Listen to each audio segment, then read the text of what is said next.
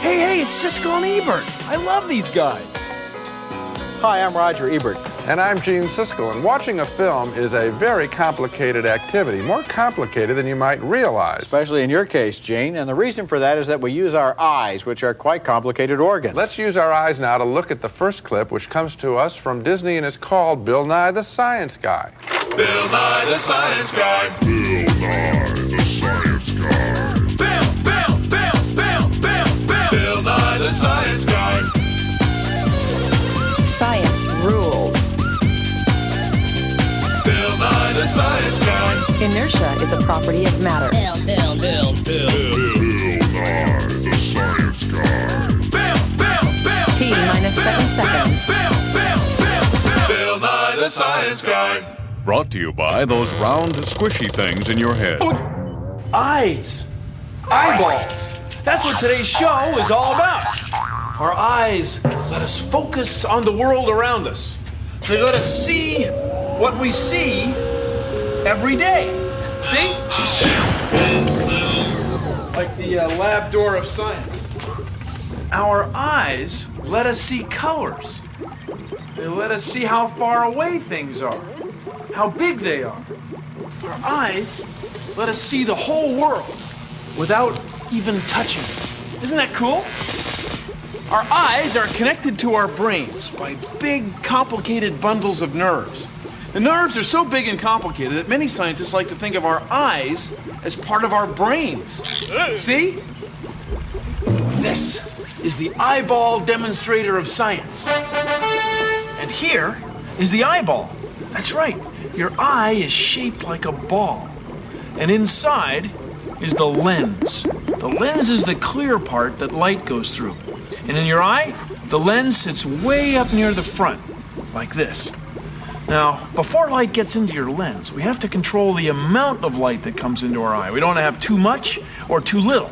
And we do that with something called the iris. The iris changes size, like this. By the way, the iris is the part of your eye that has color. Like if someone says to you, you have blue eyes, or brown eyes, or green eyes. That's the iris, this part right here. Now let's say we're looking at something, maybe a kid on a stick out here. All right, the light from the kid on a stick goes through our iris, through the lens, to the back of our eye.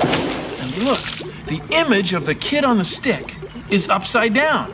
Isn't that wild? The kid on the stick is upside down. We heard you, Bill. So our brains take the upside down images from both our eyes, turn them right side up, mix them together, and make sense out of what we see.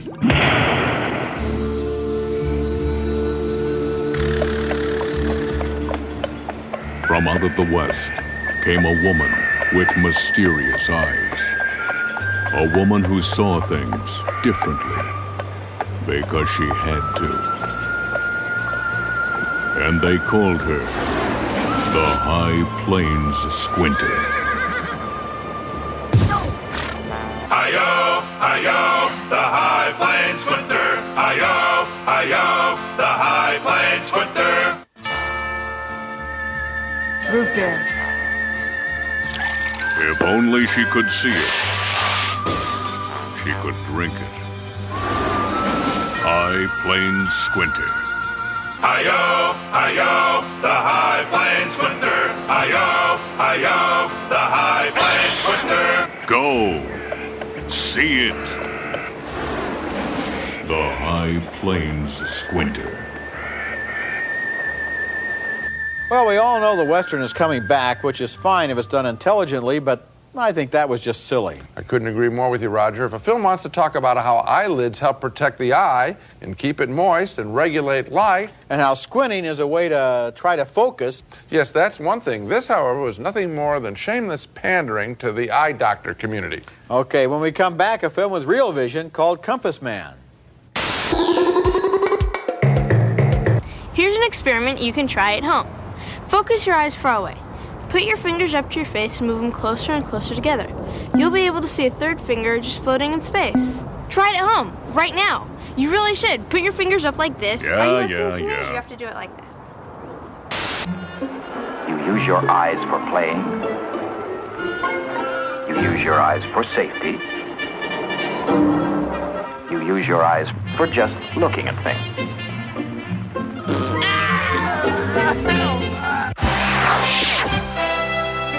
And we are well into round one of the National Staring Championships, where current champion Pert is meeting the icy glare of challenger Kate. You know, an interesting fact, Lance, your optic nerves, the nerves which run from your eyes to your brain, are about 20 centimeters long.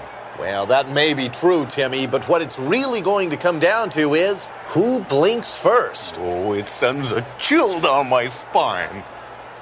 Yeah. And we'll be back with more from the National Staring Championships right after this. Our eyes regulate the amount of light that enters them, kind of like this. Hi, my eyes are brown, and yours may be too, or blue, or green, or hazel. The part of our eye that has color is called our iris. People with blue eyes have a little bit of melanin in their iris. People with dark brown eyes have a lot. Hazel and green eyes have a medium amount of melanin. Melanin makes us all different, but in a way, all the same. Focus. I said focus. It is in focus. Ah, that's better. I'm in focus. In order for us to see the world the way we do, our eyes have to focus the light that comes into them. Here's how it works. Light comes into our eye through the lens, and the lens makes an image land exactly on the back surface of our eye. If the image lands back here, or up here, then it'll be blurry. It'll be out of focus. And the way our eye changes where the image lands is by changing the shape of the lenses in our eyes. If an object is far away, the lenses in our eyes might be thin. It might look something like this. If an object is up close, the lenses in our eyes will be thick. It might look something like this. Of course, the lenses in our eyes aren't nearly this big, and they don't change thickness nearly this much. No, they change thickness this much. Only about 1/10 of a millimeter. That's all it takes to change focus from the end of your nose to 20 miles away. Thank you for joining me on... Consider the following. You can make your own lens with a plastic bag. You just fill it full of water and zip it shut. Now pick an object to focus on, like this box of cereal. Move your plastic bag lens of science back and forth. You'll be able to see the box magnified. Now squeeze your lens. You can make the box blurry or sharp. It's the same way the lenses in our eyes work. Not bad for a bag. To Ruth, the chalkboard looked like this. If you can't read what's on the chalkboard, it's hard to answer some of the teacher's questions. Class, what happens when we can't change the shape of the lens in our eyes enough to put the image exactly on the back surface of the eye? Duh, it's out of focus. But we can correct the problem with science. If you put a special lens in front of the eye, it bends the light coming into the eye in such a way the eye's lens will put the image directly on the back surface of the eye. We call that special lens glasses. Very good. Focus.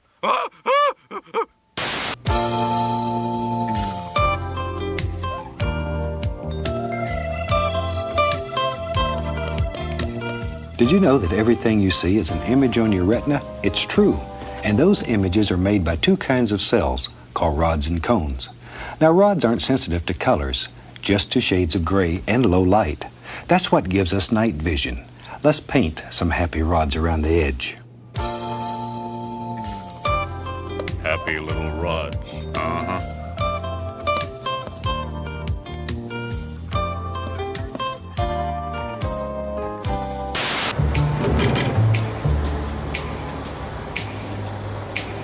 She can't see colors.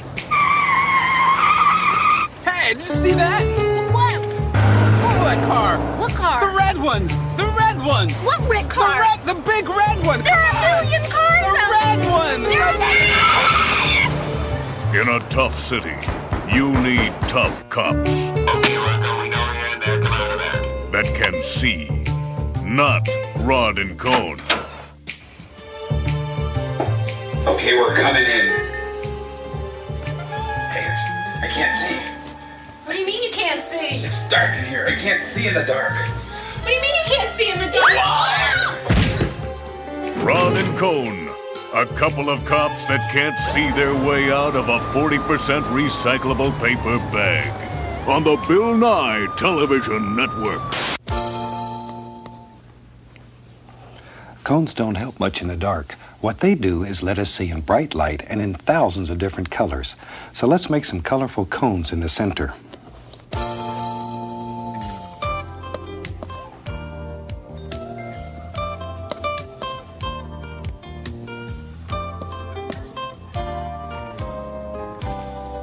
And here we are at the retina, land of happy little rods and cones. Happy.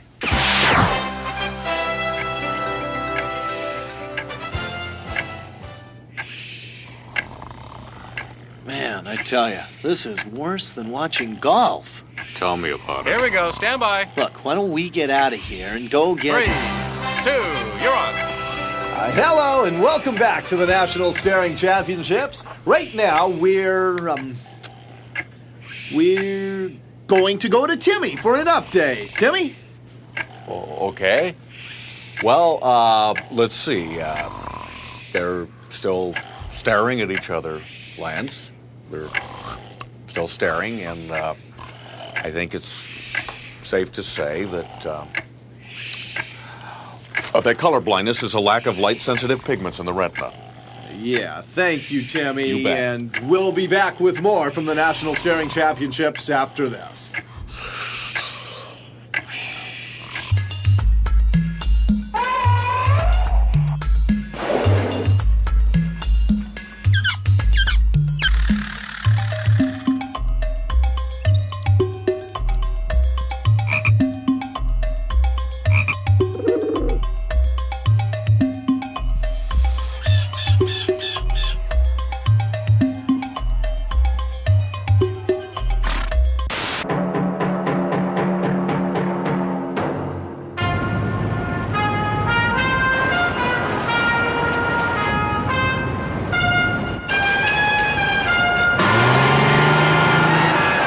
Even though I don't have eyesight, I can still get around the city very well.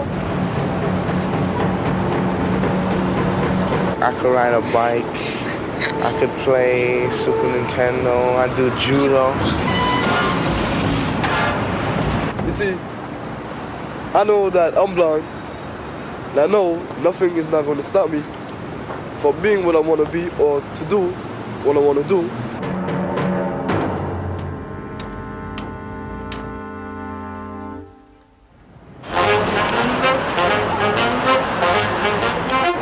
Take the public bus to school.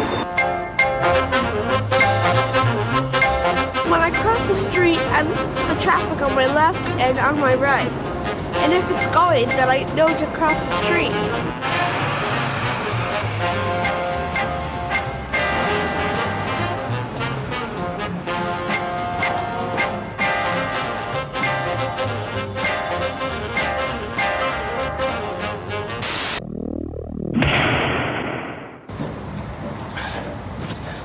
When a soccer ball is coming towards you, you want to figure out where it's going to land. And you do that by getting cross-eyed. No kidding. When you're looking at an object in the distance, your eyes turn in a little bit. Then your brain uses these angles to figure out how far away the object is. The closer the ball is to you, the more crossed your eyes get. Once you know where the ball is going to land, then you can decide whether to play it with your feet or your head.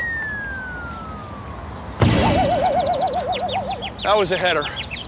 That was a header.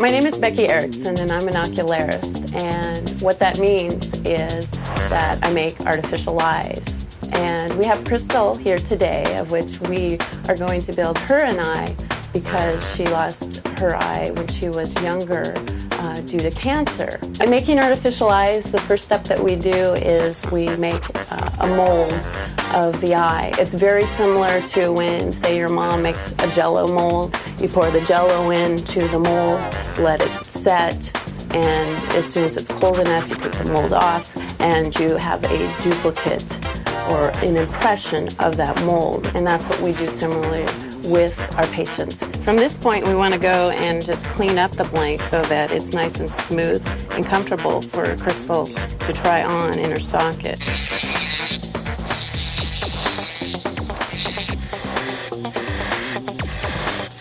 Okay, this is the part where I now get to switch hats from being a scientist to an artist. For Crystal, we have a blue eye, so we use a lot of white and gray.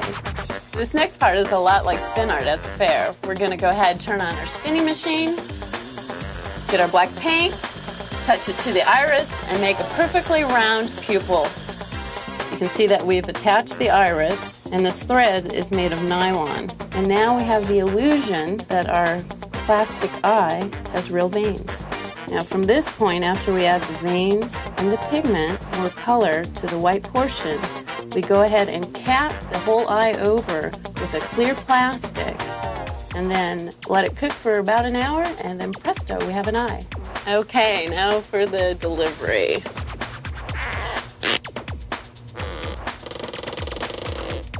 There you go, Crystal. Your new artificial eye. There's looking at you, kids.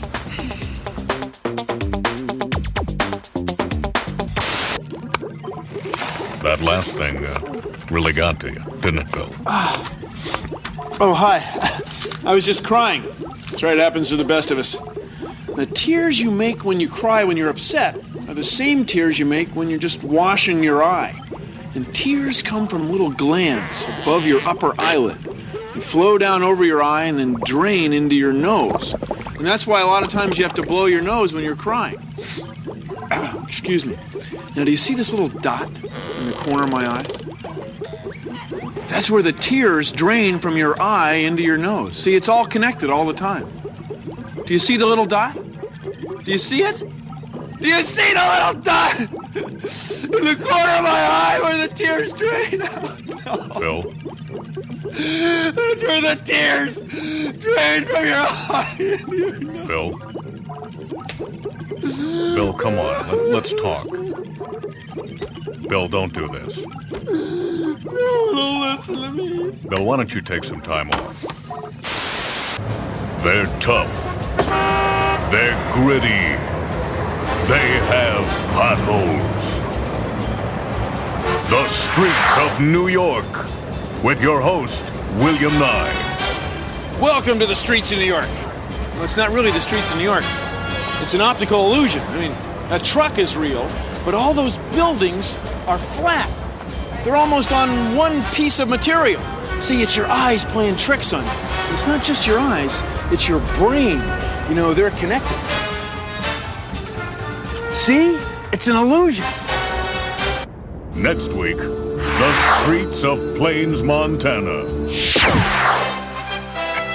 Hello. Here we are again at the National Staring Championships. No progress yet, right, Timmy? Timmy! Timmy! One-eyed people don't have any depth perception. Oh, that's great. That's just great. He blinked! Ladies and gentlemen, it's over! This contest of corneas between two visual virtuosos has ended. Let's see that again. Well, that's it. We have a new staring champion. From the National Staring Championships, I'm Lance Yardstick. Huh? Did you know that? 100 million people in the U.S. wear eyeglasses or contact lenses. All babies are born with blue eyes. Each eyeball is approximately the size of a ping pong ball. Now you know. Having two eyes allows us to see things in 3D. If we didn't have two eyes, we wouldn't see things the way we see them. Whoa! Oh.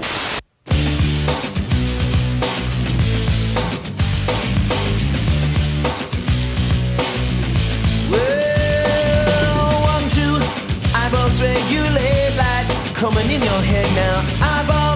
Eyeballs left and right. so talented now. Each one sitting in the socket.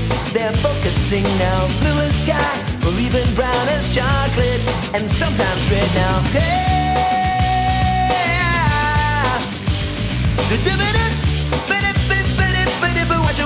Watch it, looky. Two eyes let you see in 3D with separate views now. Each view seems simultaneously. Your brain will fuse now. Close one, you lose depth perception, and things look flat now. Close both, you lose sight perception. You're not a bat now. We have eyes so we can see.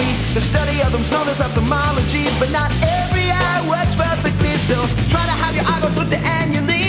You try to have your eyeballs looked at annually. Said eyeballs come with every baby. They're in their heads now. Start blue, but they can change with aging. They're brown instead now. And if you are not seeing your best, just look ahead now and go to the optometrist. Just go ahead now.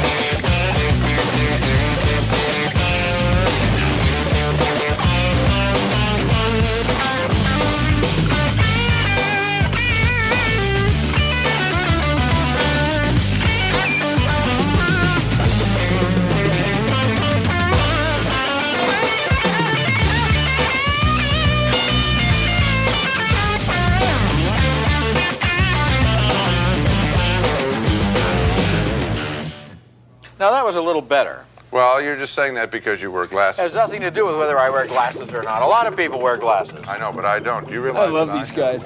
Well, that's our show. See ya. Get it? See ya. You know, maybe this Bill Nye guy will be big, and... Nah, I don't think so. Huh? Produced in association with the National Science Foundation.